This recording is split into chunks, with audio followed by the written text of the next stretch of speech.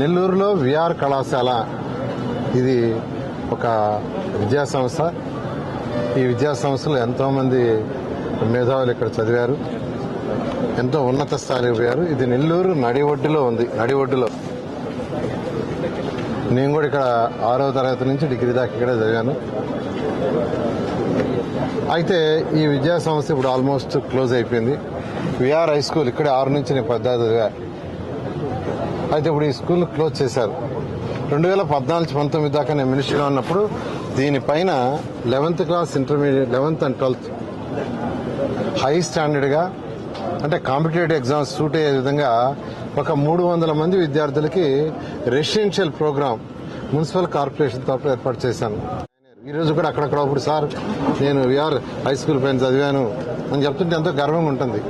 అటువంటిది గత ప్రభుత్వం ఇక్కడ రెసిడెన్షియల్ క్లోజ్ చేసింది. ఎందుకు క్లోజ్ చేశారో తెలీదు.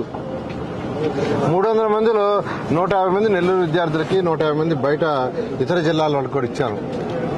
అయితే ఎలక్షన్స్ ముందు నెల్లూరు ప్రజలకు ఒకటి చెప్పాను, ప్రభుత్వం రాగానే ఈ మూసేసిన స్కూల్ని మళ్ళా ఓపెన్ చేసి రాష్ట్రంలో ఉన్న బెస్ట్ స్కూల్స్ కంటే ది బెస్ట్ స్కూల్ చేస్తాను. ఒక 2000 మంది పేద నిరుపేదలకు చదివిస్తాం. అది కూడా మార్నింగ్ బ్రేక్ఫాస్ట్ ఫ్రీ, మధ్యాహ్నం లంచ్ ఫ్రీ, ట్రాన్స్పోర్ట్ ఏర్పాటు చేసి 2000 మందికి చేస్తామని ఇది నేను 3వసారి విజిట్ చేయటం. పోయినసారి వచ్చినప్పుడు మొత్తం కంపలు భయంకరంగా ఉండింది. అదంతా క్లీన్ చేసి పెట్టమన్నా, క్లీన్ చేశారు. ఇప్పుడే యాక్చువల్గా అధికారులతో మాట్లాడింది ఏ విధంగా చేస్తే దీన్ని మొత్తం యాక్చువల్గా రెనోవేట్ చేయొచ్చు.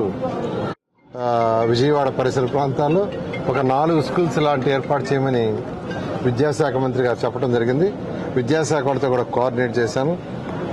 అటు మున్సిపల్ శాఖ, విద్యాశాఖ ఇద్దరు కోఆర్డినేట్ చేసుకుని 4 స్కూల్స్ని